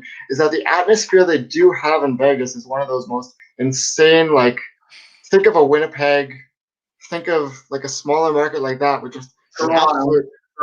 Toronto's not a small market though, so it's not quite the same. But like, I think Winnipeg is a good parallel. A smaller market with an absolute rabid fan base and like a great home ice arena and atmosphere. And I feel like that's what Vegas has really been able to capture. The new kid on the block, and people like them. People like them, but we're Maple Leafs fans here. I don't know. Just thought it'd be interesting to get into this expansion talk. It's interesting to look into what's ahead for the NHL. Yeah. What's ahead for the Toronto Maple Leafs is Monday night. We will be playing against the Calgary Flames. I'm looking forward to that, and I'm confident in the Toronto Maple Leafs' ability to pull out another W against the Calgary Flames and maybe go undefeated against that team this year. Matthew Tkachuk. Jake Muzzin. Thoughts? I think Jake Muzzin's going to laugh at him. Jake Muzzin is he's going to say, hey, look up at the scoreboard. That seems to be what Jake Muzzin likes to do. If Calgary has a lead, do you think Tkachuk will retaliate in some way and kind of like keep jousting at him and be like, look at the scoreboard, Muzzin, look at the scoreboard? I think Jake Muzzin can. He's more disciplined than Matthew Tkachuk, and if Jake Muzzin needs to start a fight to spark the Toronto Maple Leafs that are down, I think Matthew Tkachuk would put his team in a situation where he could potentially give the Maple Leafs that spark with a fight. On the other hand, if I think the Maple Leafs are ahead and Jake Muzzin is, being egged on by Matthew Tkachuk, I think he laughs at him and skates away. Yeah. Do you think it's one of those scenarios where it's like the old Patty Waugh thing, like, oh, I'm sorry, my Stanley Cup rings are in my ears, I can't hear you, or Jake Muzzin just pulling out that from? No, I think Jake Muzzin at the end of the day is one, we don't want him. He's one of our better penalty killers. We don't want him to get in a fight. He's 32 too. Like, I think people need to consider, other than, Simmons is a bit of an outlier. When you get older in your career, and we've heard this from players that have talked about it, and as well as just think about it, you get older, you don't want to have those fights. You don't care for those fights. So Tkachuk's a young buck, 23, 24, crazy, and he will want a piece of Muzzin. Muzzin, just, I think what Jake just said, he's going to laugh at him. He's going to be like, no, buddy, like, control your anger. If you need to, go to anger management classes, but you're not letting it out on me. Or you can take it out on the bench like you did last time. Who would have thought at the beginning of the season, and maybe I'm just naive in this, and you guys thought this, but who would have thought at the beginning of the season that on the Toronto Maple Leafs, Jake Muzzin would have been the most targeted player? Yeah. Chappelle says that it seems like every team's guys are taking a run at Muzzin. Jake, what do you think of that? It just seems like he's one of our shutdown defenders. He is one of our shutdown defenders. He's on our best shutdown D pairing. So he gets under the skin of a lot of people when he makes good defensive plays, and they don't want to deal with him. Yeah. Can we comfortably say that was an amazing trade for the Maple Leafs now? Yep. Because I remember people at the time were hemming and hawing on it, Brett. I love that trade, bringing Jake Muzzin in. Stanley Cup winner, good attitude. I love having him on the team. Great trade. I think that, the thing about Muzzin too is he's just he's a rock on your defense. I mean, you can't win a cup with 6 Muzzins as your defenseman. Let's face it. You need some offense from your defense, and you need some firepower. But to have a couple Muzzins on your team, he's won a cup for a reason. He's a great player, great defenseman. I mean, I'm not sure about 6 Muzzins, because obviously that's a bit of an exaggeration. But like, if we're going back to Vegas, why was Vegas so good their first year? It was a lot of that same principles. they were just so hard to score against. If you had multiple defenders like Jake Muzzin, like, good luck scoring on that team, especially with a capable goaltender in that. Yeah, I mean, Jake Muzzin's a valuable piece. Obviously, you can't just have 6 Jake Muzzins defensively, but I mean, he still needs some like players that are going to join up on the rush, like your Morgan Riley or your TJ Brody. But I like having a couple players like Jake Muzzin, Justin Hall. Those shutdown players are a necessity, especially down the stretch of a long season. And I feel like that was definitely something the Leafs were missing, was having that second shutdown guy like Justin Hall. And if you haven't already, make sure you smash that like button. Hit the notification bell if you haven't already. You'll be notified every time there's new content coming out on Maple Leafs Media. William Bennett. Oh, okay. Oh, sorry. We got another comment here. Yeah, no, I was just going to say hit the button 3 times, everyone. Just max out the likes there. It's been a long show, but I'm enjoying it. You know, tonight the show's been interesting, and I think we've gotten a lot of comments. And there's a lot of people shooting in their thoughts. That's great. It's great to see. So the game is 1-0 Colorado right now, I believe, at the delay. Yeah. After 1 period. 1-0 after 1 period. Colorado over Vegas. Vegas. What are you guys gonna go out here and say for a score prediction in the Lake Tahoe game? Or does the game even finish tonight? Low scoring game finishes 2-1 Colorado. 3-1 Colorado. Padre gets a goal. I'll take 4-3 Vegas. I'm gonna be different. I'm gonna say Vegas comes back, wins 4-3. I think the Colorado Avalanche, they're a really good team, but I'm just being different here. If Vegas does that, I really hope Marchessault scores a hat trick. That's my only plug. If Marchessault scores a hat trick, all will be forgiven. I think Mark Stone's gonna have a big night. Mark Stone, he was purchased for a hefty price in our waiver wire on the Maple Leafs Media Fantasy League. What's Mark Stone up to these days? Is he having a good season? Yeah. I think he started the year a bit slow, but he's still having a pretty good year. He was great in Ottawa. Remember that. Mark Stone, he's someone who's definitely underrated. Would you guys agree with that? Mark Stone's underrated? I'd say he's underrated a bit. He is the best defensive winger in the whole league. I don't think people realize what the value in that is. Huge bod, eh? Because 6'3", 220. Because almost like 95% of the time, these really good defensive guys, they're playing center. Like, how many times do you actually see an elite defensive winger? Holy! Mark Stone's got some dirty stats in Ottawa. Yeah, look at the takeaways, though, too. A point per game. Not even that. Look at his takeaway stats. Underrated stat. Go look at the takeaways. Oh my gosh, he's good. Mark Stone. I did not know that. What do his takeaways look like?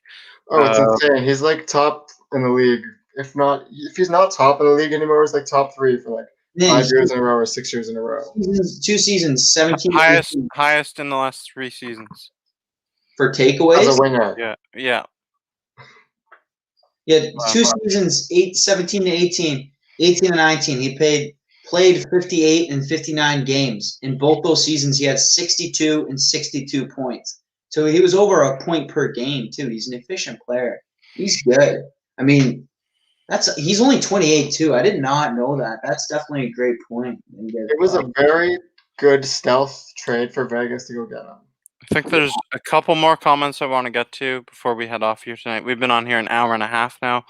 Don't know if you guys even realize it's been a fun show. It's been lengthy, but we're enjoying ourselves. We're taking a bunch of questions, interacting with as many of you as we can.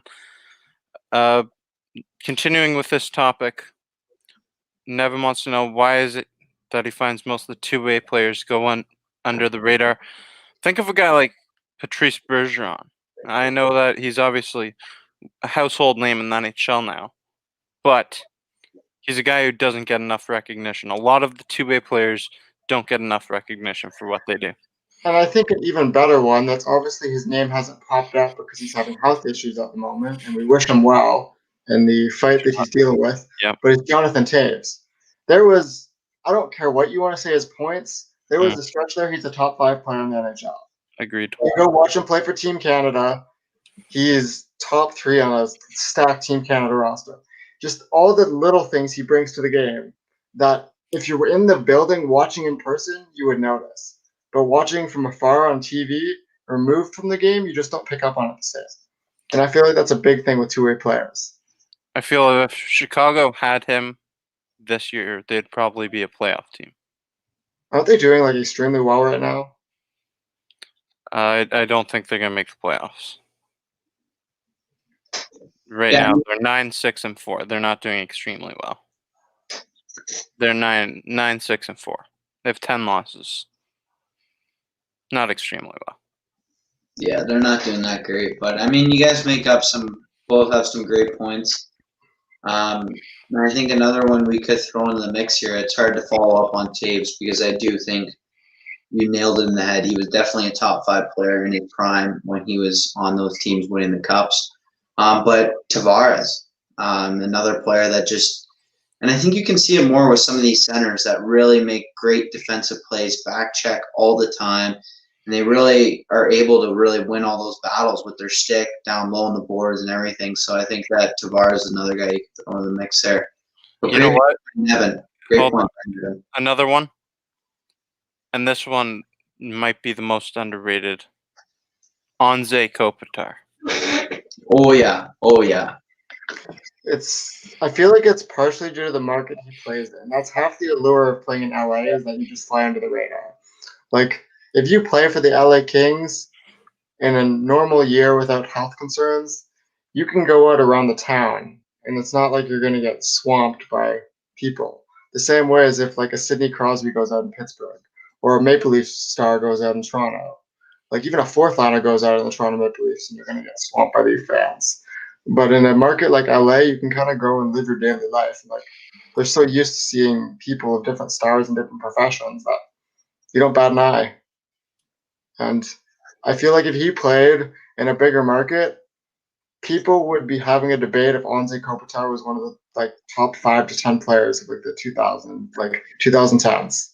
Yeah, But because he plays in a smaller market, he didn't get as much recognition. He is so underrated. It's amazing how he just flies under the radar for so many people. Question here: do you truly believe that Matthews can catch Gretzky's record? And there's so many records that Gretzky holds. Not sure what one you're talking about, but I'm going to assume it's the goals record of 894 career goals. Brent, what do you think? I'm shaking my head a bit because I don't know what was Ovi putting up these stats when he was this young with Matthews, because I know He put up better stats in all of the beginning seasons than Austin Matthews. Like all of the first couple years. he put up better stats than Matthews. Yeah. Then I don't know. Matthews is really going to have to hit the gear to a higher level in the next few years to come close. Because even we've seen with a guy like Ovi, who's come kind of close, still's got a long way to go because Gretzky just set the bar so freaking high that I don't know. I don't think they'll hit it. I think it's an era thing. I think it's very hard to reach that. If Ovechkin actually makes a run close, that'll be, I don't want to say surprising, but that'll be extremely impressive. And as well, I don't want to poo-poo on Austin Matthews' season. And he's obviously having a remarkable season. But I feel like his numbers, and especially goal scoring, could be potentially inflated a bit this year, just given that he is playing the same teams night in and night out. And he's not seeing the same variety. Weak argument. What are you going to do? I don't think so. He's not. He's only seeing what, like 6 or 7 starting goalies a year. It's a little bit easier to catch up. He's in a season that we can't do anything about. I'm not saying it's his fault. I'm saying we can't read as much into it as a normal season. But if he puts up 50 goals in 55 games, you certainly can. 50 goals in 55 games? If he puts up 50 goals in 55 games, how many points do you think McDavid finishes the year with in the same division? Maybe 100. What's McDavid out right now? McDavid right now is at. I'm gonna look it Because up. he had a 5-point night tonight as well. So heading into tonight, he had 32 points. 32 points. Add 6 to that. He's got 38 points in 19 games played. This would be his 20th. Marner's only 2 points behind McDavid, eh? Yeah. But now, what did Marner get tonight? Marner had. You get a 2 or 3 point. McDavid has another 5 points tonight, and Marner had another goal. And McDavid's averaging 1.6 points per game. Marner is at 1.58 points per game. So, you know, I don't know. I think McDavid could get 100 points in the season if they keep going at this pace. I think he could. I'm not sure. It's so unprecedented, so it's really hard to read into it because there's really nothing to compare it to. But that just seems astronomical. Obviously, it's been a small sample size, but you start to wonder about the defense of this Canadian division. Yeah, that's true. It's true. I mean, if you look at the top 10, I've got the stats here in front of me. 5 of the top 10 is in the Canadian division. So that's a bit biased towards gold. Well, think about how many postponements there's been in the States as well. Yeah, great point. Great point. There's been a lot more postponements. Great point. That's true. Didn't think about that. Like Vancouver players have played 21 games, but do you guys think McDavid will ever win a Rocket Richard trophy for most goals in a season? I don't. I don't think it's a game. I think what it would take for him to do it is it's going to be one of those years where McDavid would have to say to himself, my goal is to win the Rocket this year. Because if he set that as his goal, I think he could. But I think he cares more about winning. Yeah, I was going to say. So I don't think he would ever do that. But I think the skill is there. I don't think it's for lack of skill. I think he just prioritizes different areas. Yeah, just like Crosby never won it. He's like the same player as Crosby, Ovechkin, Matthews kind of player is going to win you Rocket Richard more frequently. Yeah, that's a great point, though. That's an interesting talking point. Didn't Crosby actually win a Rocket, though? I thought he did. I think Nevins. Yeah, there's Nevin said Crosby got it a couple times. I thought he won at least one. I don't know if he did. I'm going to look it up.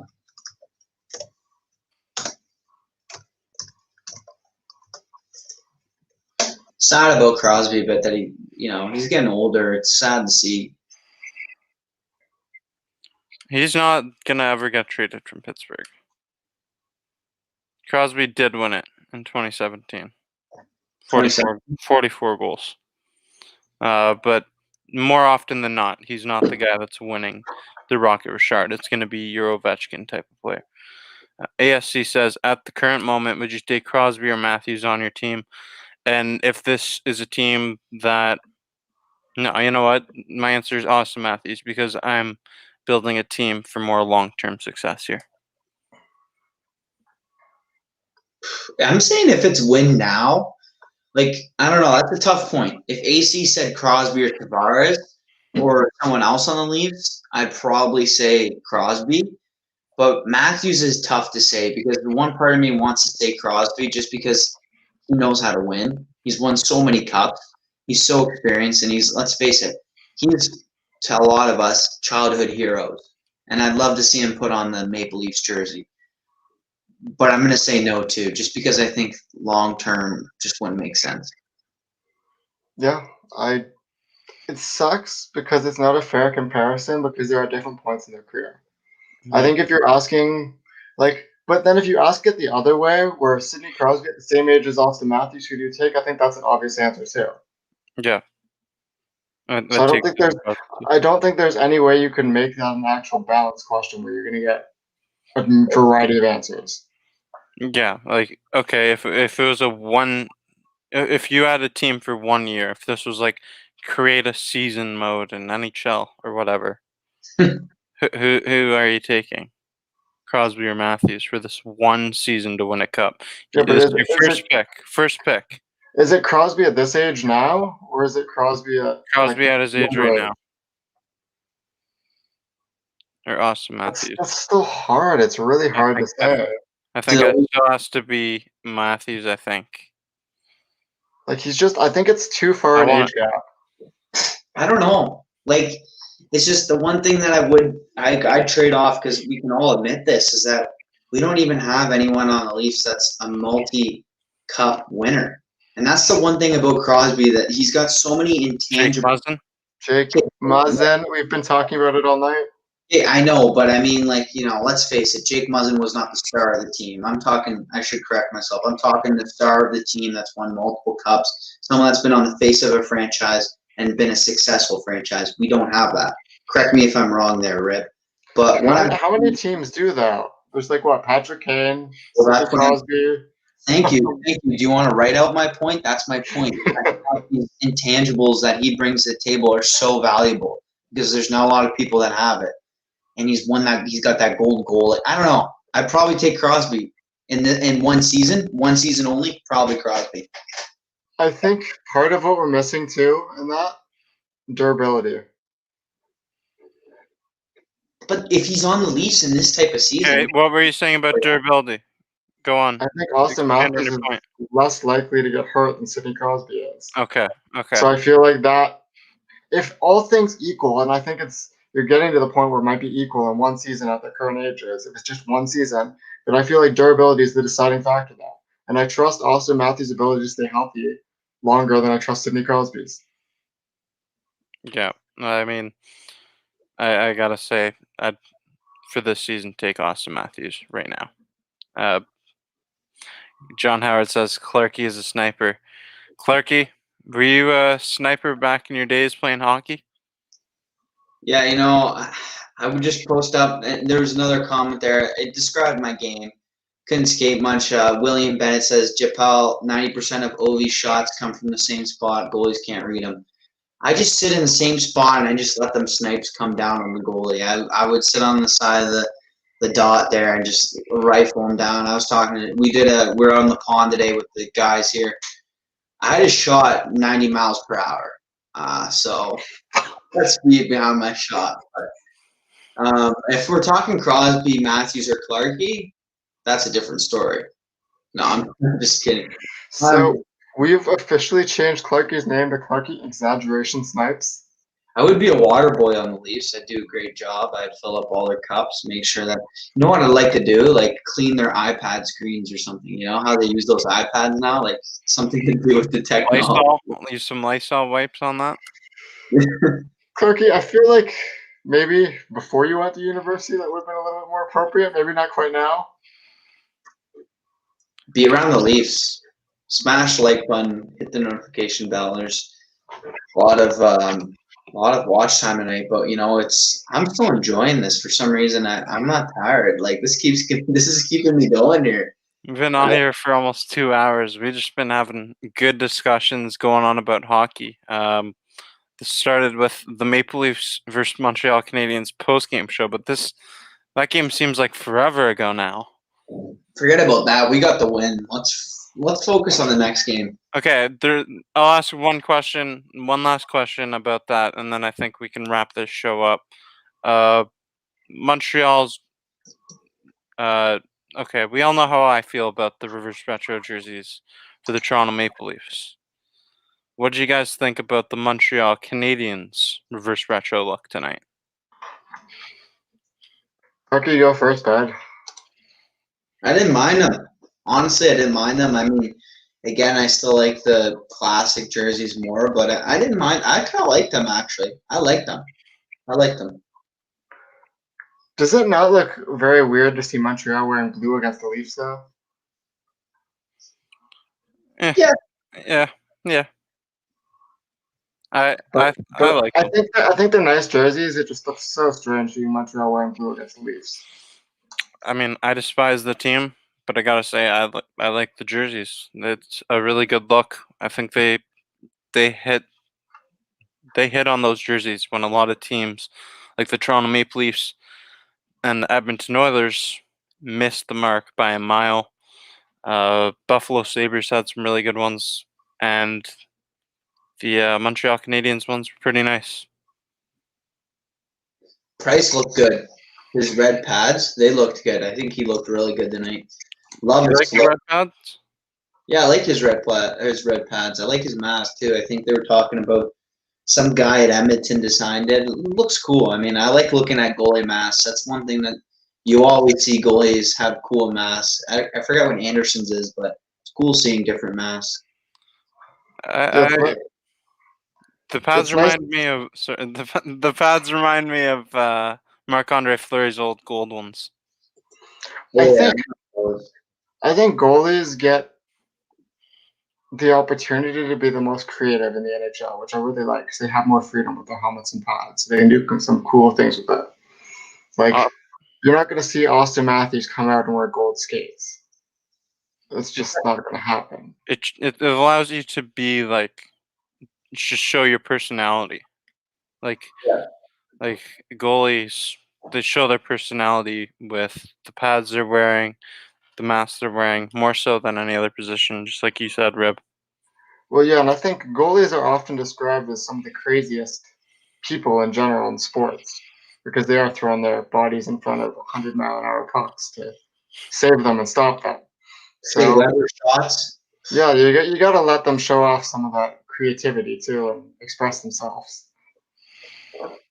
Yeah, I mean, I love it. I'm all for it. So I think we could let's just take this last duo and then head out of here. Great question. So if you could take one of these duos, which would you take?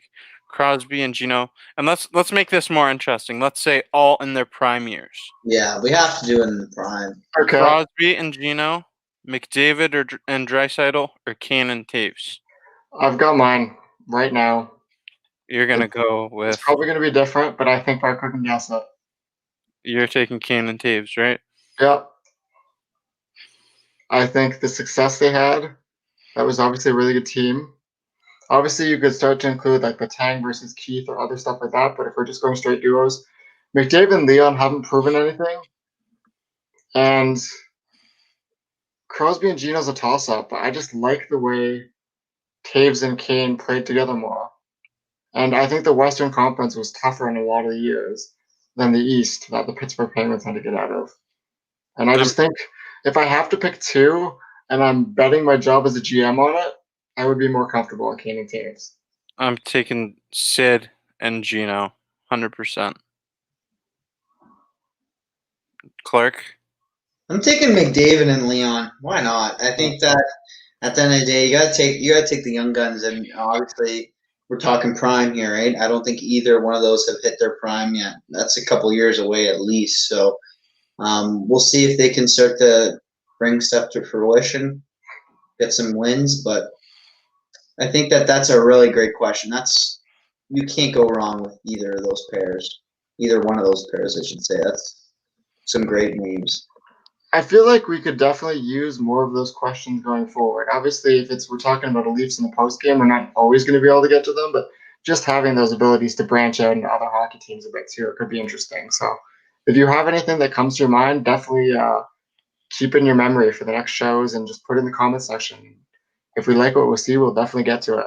Yeah, always open to talking about any hockey. We'll talk about the Montreal Canadiens. We'll talk about the Seattle Kraken. We'll talk about Vegas. We'll talk about the Maple Leafs. We'll talk about whatever hockey you want. KHL hockey. I'm not well versed in KHL. So some Toronto Marlies. Marlies, we love the Marlies. Manitoba Moose. I gotta say, Moose are my favorite AHL team.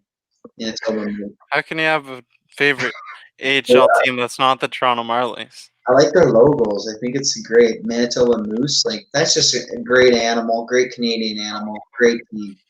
So if they made a team with the Beavers as their logo, would that be your favorite team? Beavers would be an interesting name. I think it'd be better than I don't know. I gotta think of a team I don't like. I don't know. Actually, NHL's got some really great team names. I gotta admit that they do. Most of the team names are pretty cool. What is the worst team name in the NHL? I'm trying to think of that. That's what I was trying to think of. I'm thinking like Minnesota Wild. Yeah, but it's Minnesota's like the wilderness, you know what I mean? And it's like kind of, I know what you mean, though. It's kind of random. What about the Anaheim? What about the Anaheim Ducks? Disney's there, so it makes sense. Yeah, They have a Disneyland in Anaheim there. Paul Hab? says Habs. What is a hab? What is a hab? That's one thing I don't understand. What is a hab? Toilet seat. I'm really bad with French, but isn't it What's like it? the translation for fans or Wasn't something? I thought Canadians translation of I'm terrible at French, so I could be, but I think Mark was thinking the same thing. Isn't it habitant? So that would be where Habs comes from. L'habitant. I don't know. I thought it was. If anyone is fluent in French, please help us. But honestly, what are the worst team names in the NHL? Minnesota Wild. I don't like the Florida Panthers. There's already Panthers in football. Panthers is okay. Yeah. See, it is Le Habitants. How about Carolina Hurricanes? Ottawa Senators.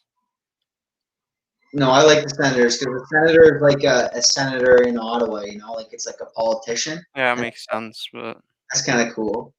I think Carolina Hurricanes. I don't know, like hurricane. Like I mean, you get a hurricane, but like I don't know.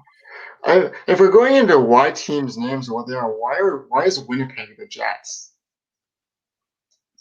There's an airport. There's got to be some history there. There definitely is. There's got to be. William says Carolina has a lot of hurricanes, though. What are we talking about? The Flames, the New York Islanders. They play in Brooklyn now. Yeah, the New York Islanders is a weird one. The Flames, I'm not even sure why they took the name with them from Atlanta. Like, that is a bit strange. It doesn't necessarily fit. The Thrashers was weird. Yeah. Because it was originally the Atlanta Flames, and they just took it to Calgary as the Flames as well. Yeah, I gotta ask you guys one thing, though. This is another all-wide NHL question. Is there one team you think should be closed? Like, there's one team you don't they have an airport and laugh. Do you think that they should? I honestly think they should shut down the Arizona Coyotes. Get rid of them. Oh my god. I wouldn't be surprised to see that team. The league. You do realize without the Arizona Coyotes, there's no Austin Matthews, though, right? What? Without the Arizona Coyotes, there's no Austin Matthews. Okay, but take the Arizona Coyotes out of existence. Austin Matthews. Come on. Such a weak guy. No, come on. That's why they put teams in markets like that too. Like, who knows where you're going to get a generational talent? Austin Matthews is the first one. I remember watching an interview. He said he's the first one in his family that like actively played hockey as his sport. Come on. I know what you're saying, but like, you really think Austin Matthews got into hockey because of the Arizona Coyotes? Yes, I've seen him talk about it in interviews. Just the Arizona Coyotes. Yeah. Well, that's a great story, but I don't think you should keep a franchise just because one of the greatest players in our generation right now started hockey because of them. I'm sorry, I don't think you should. I think you should keep a franchise because they're a beloved team. They got a great fan base, and they got a great team. And I think Arizona has none of those things. Okay, where do you think you should move the Coyotes? I got a hot take here. I know where I would move them. Nova Scotia. That would be Halifax. Make it the Halifax Harbors or something like that. That would be a pain to get to. Imagine flying from Vancouver all the way over to Halifax. The Halifax Whalers. Imagine the Anaheim Ducks playing all the way in Halifax. That'd be tough. That'd be a tough travel. That'd be a while. Gregory says they need to move to Hamilton. Okay. Colorado Rockies. If there's a franchise, if there's a city that's getting a second NHL team, it's not Colorado. Okay, Keep one. if we're going back into bad team names, I think the California Seals has to be out there. Yeah, that's pretty bad. What other ones are there? There's got to be a lot. Like, I like Kraken. What is a Kraken? Is I'm that not like a big fan of it. Like, Someone they someone can't really do explained it to me, but I Seahawks, can't remember though. what it is. They can't do anything about the sea, really. Seattle Storm would have been better, I think. They I get like- a lot of rainy storms out there. Man, Kraken reminds me of that drink. That's what I keep thinking about every time. Every time I think of Kraken, I think of the gross drink. Release the Kraken. It's a sea octopus monster. Okay, It's not a real thing. hot take. Will there ever be a team back in Quebec City? Quebec? No, No, should there be? I think so. I think the Nordiques deserve a team. I just don't know if they have the size of a city to and the money to like build a new arena, because their arena right now is like 15,000 people. It's not big enough. Yeah. Because if you're going to make an argument for moving Arizona, just move them to Quebec. Maybe Regina. That would be pretty cool. Regina, like put them in Saskatchewan. I don't know if it's big enough though. It's only like 230,000 people. I like how AC compared to naming the Kraken team is like naming a team Bigfoot. I mean, he's not wrong. He's not wrong. Because a Kraken's never existed. Like, it's like one thing, like a megalodon. Well, depends what you believe. Oh my god. No, I know what you mean though. I know. I don't like the. I don't like it. I don't know. It's weird. I like the Sabres team name. Like, it makes sense. Sabertooth. Sabres. Like, there's some that are good, but there's a lot of teams that don't make sense why they're named that. Why is Dallas the Stars? That's a good Because point. they moved from Minnesota and they were the North Stars, so they took the North out of them when they moved south. I mean, yeah, I feel like that's where you can get some of the questionable names from. Like the Calgary Flames took the Atlanta Flames, just Flames with them. Dallas took the Stars with them. If you're going to look at names that don't exactly make sense, that's probably where it comes from. Imagine if Winnipeg moved back to Winnipeg. Like, imagine if the Atlanta Thrashers moved to Winnipeg, but with the Winnipeg Thrashers. Okay, the Thrashers was just horrible branding in general. Like, that was bad branding. I got a good name. I just thought about it. So this is not to Canada. This is within America. You know what I was thinking about? Why does Salt Lake City, like Utah, not have an NHL team? Isn't that kind of like mountains and stuff? Like, why don't they have an NHL team? They have the Denver Nuggets. They have the Denver Broncos. Why don't we put an NHL team there? They got the Utah Jazz. What? There's Colorado Avalanche in that state. Oh, not Denver Broncos. Sorry. Utah Jazz. Utah Jazz. That's what I'm thinking about. I'm getting confused here. But we call them the Utah Unicorns. That would be cool. And you put like a unicorn on their jersey. That would be So it fit in with the theme of the Seattle Kraken. unicorn. Mystical creatures that don't exist. On that note, I think that might be near the end of our show. If we're talking about the Utah Unicorns. I think Yeah. I think it'd be cool. You gotta think about it like mystical creatures, you know? Nashville messed it up. Name is I don't know. Nashville Thrashers. It's kind of cool. I think Nashville's done a great What'd job. you say? in North Philly. Nashville Thrashers. What I'm so tired right now. Nashville Predators. I think Nashville though as a team has done a really great job. You gotta admit that when they made the They're an playoffs, expansion team, man. they really built up their team. They got their whole city into it, and they just looked like they're having a great time. And that's what hockey's all about. I think that was a big part of their GM, David Poyle, being like really You notoriously good. love Poyle. For the early years, he did a lot. I'm starting to think now he might be losing his touch a little bit though. Well, with all the players that are available from his organization, Nashville right now, maybe so. But on that note, like you said, the Utah Unicorns, we're gonna That's sign sign off off. this show. If you haven't already, we've been on here 2 hours. We weren't expecting to be, but Smash that like button if you haven't already. Hit the notification bell if you're on YouTube to be notified every time new content comes out from Maple Leafs Media.